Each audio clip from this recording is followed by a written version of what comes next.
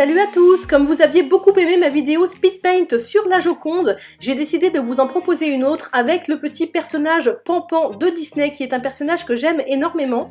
Mais je vous avoue que j'ai pas mal galéré à filmer parce que faire du détail comme ça avec la caméra qui me gêne c'était très compliqué. Du coup je suis désolée, j'ai fait le croquis hors caméra parce que vraiment c'était impossible avec cette caméra qui me gênait énormément.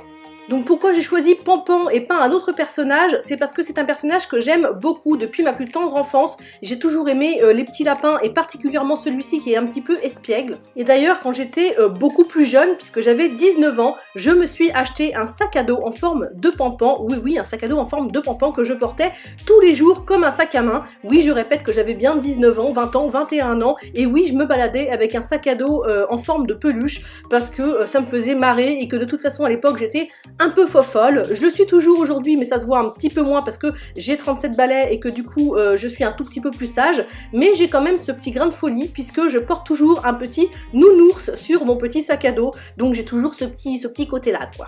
À cette même époque, là quand j'avais 19-20 ans, je dessinais énormément, je prenais beaucoup de temps à dessiner et j'avais notamment fait un grand dessin de Pan-Pan avec son Bambi bien évidemment. Et d'ailleurs je voulais vous demander si ça vous intéresse que je vous fasse une vidéo spéciale où je vous montre tous les dessins et même les peintures que je faisais quand j'étais plus jeune. Voilà, donc dites-moi en commentaire si ça vous branche que je vous fasse une vidéo sur ce sujet-là.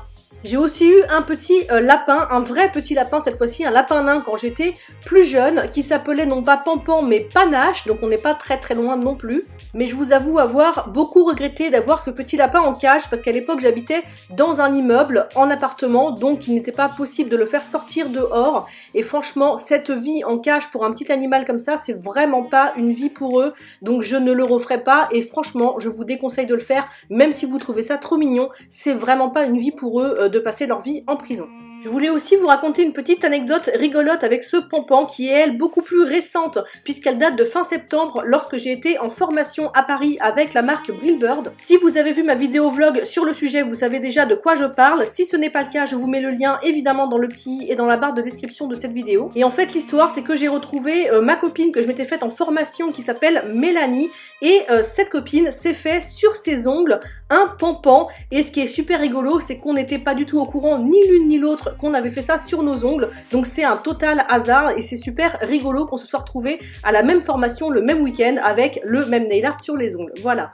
Donc là vous avez pu voir que c'est presque terminé, j'ai fait les contours également hors caméra pour les mêmes raisons que tout à l'heure parce que c'était très compliqué à filmer. J'espère en tout cas que vous avez aimé cette vidéo où je vous ai parlé un petit peu plus de moi. Si c'est le cas, n'oubliez pas de vous abonner à ma chaîne, c'est gratuit et vous pouvez aussi me suivre sur mes réseaux sociaux où vous verrez plein de photos de tout ce que je fais sur mes clientes. Je vous fais tout plein de bisous et je vous dis à très vite pour une prochaine vidéo.